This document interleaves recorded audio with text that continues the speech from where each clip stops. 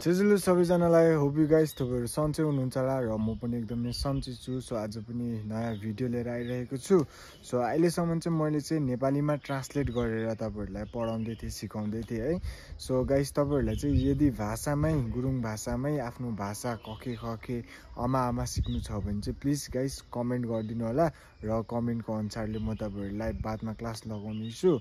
So तपाईहरुले जानिराख्नु पर्ने कुरा चाहिँ हामीले जुन चाहिँ बोलिने हाम्रो जुन चाहिँ गुरुङ लिपि छ है त्यसलाई चाहिँ हामी चाहिँ खेमा लिपि भन्छौँ है गाइस।